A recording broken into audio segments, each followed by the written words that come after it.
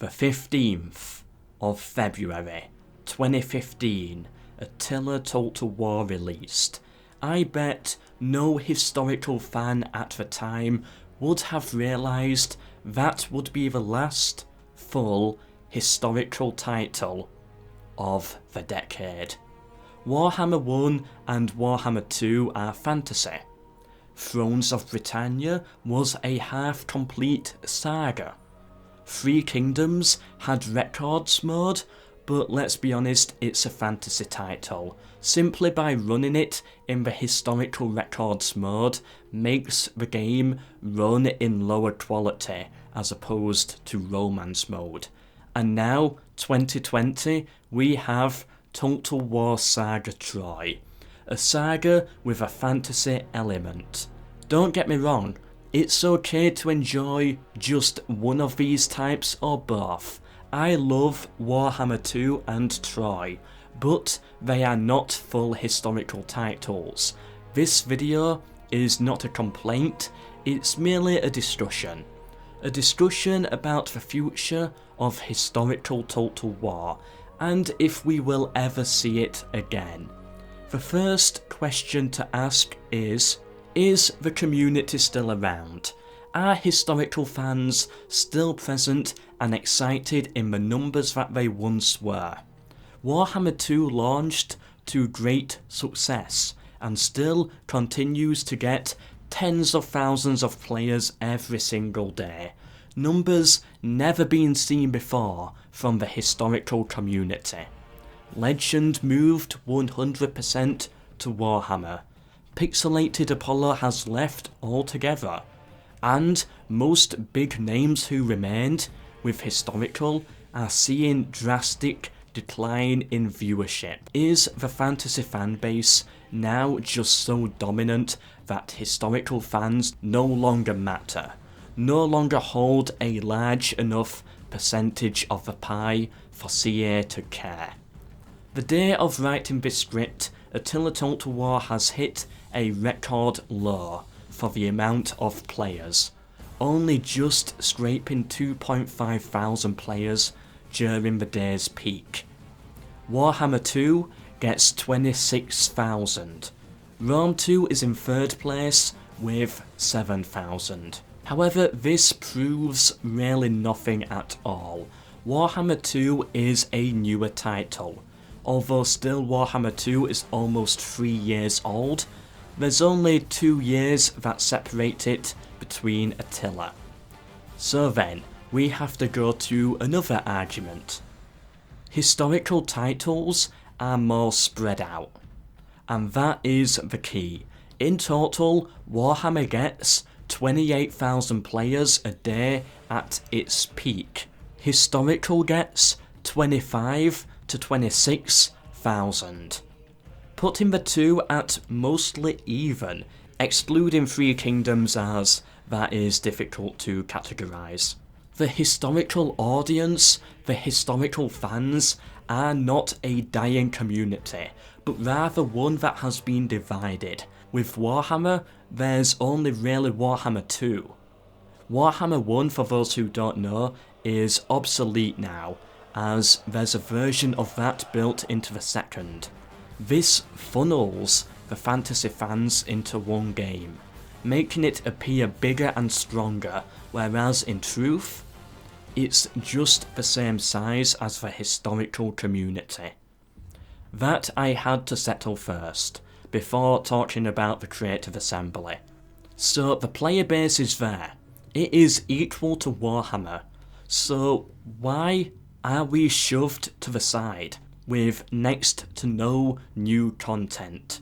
There's money there. CA is a business. Sega is a business. Why not go for it? Actually, historical titles should be more profitable, as they don't have to pay license usage fees like with Warhammer. There must be another factor. My theory is the division is actually a major problem. Just because Medieval 3 may launch to great success does not mean that years after release, players will still be playing it at Warhammer's level. the player base will not funnel through like with Warhammer. People will go back to Rome 2, to Attila, to Rome 1, to Medieval 2, even if they like Medieval 3 more, because of nostalgia and to take a break. The Warhammer only fanbase of Total War does not have that. When the player wants to play Total War but wants to take a break from Warhammer, they have nothing to fall back on, so they just play Warhammer again and again, maybe modded, or challenge campaigns. So is historical Total War dead? From a community point of view, no. The scene is not dead. It is simply just divided. After taking a deep look through the amount of players on Steam, it is declining, yet not at a drastic rate. In fact, many of these games are still going strong, mostly through a very good modding community. Look no further than Third Age, Divide and Conquer, and 1212 AD. Reasonably new mods that are incredibly popular and still receive updates, boosting players' numbers to this day. Is it dead from the developer's point of view? Is it done? I would strongly disagree. Despite the clear absence of new, full, historical titles, there's a clear market still here. As long as people are willing to play, there's people willing to pay. In fact, we have even received a teaser already hinting at a possible Medieval 3, although we have not heard of anything else like it since. However, there is one clear issue to overcome, the funneling issue mentioned earlier. The next major historical title has one other hurdle to climb. If it is going to be a success on the level of Warhammer 2, it needs to unite the historical community and keep them playing months and years into the lifespan. If I am going to be honest, I think the only title that could really unite players in this way would be Medieval 3, or perhaps a Era's Total War, but I highly doubt we will see that. Anything else I think would just fail to get the player base needed to unite the community together, and become the boost required to restore the players' confidence in the historical aspect of these games. And that's why I believe we have not seen a historical title. If over the last 5 years since Attila they kept releasing historical titles, the problem would only get worse. More and more division between the player base.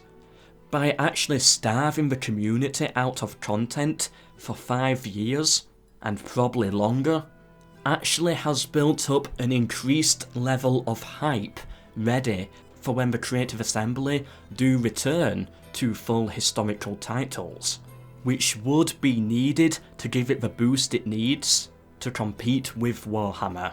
As said, I am a fan of both historical and fantasy Total War, but I am biased in favour of the historical stuff.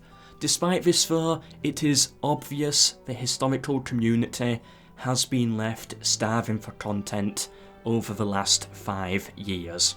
The community is still alive, but I fear it will eventually snap and crumble. We have 1 full year of Troy.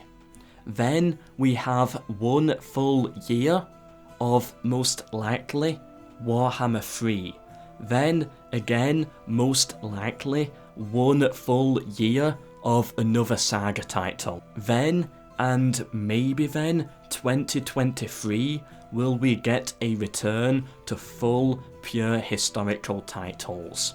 The world of Total War, I fear, could be a completely different place by then. It's going to be a long holdout before we get a full historical, it seems. But nevertheless, I and many others are going to be here, trying to keep the community still standing, keeping historical Total War alive and strong for as long as we possibly can.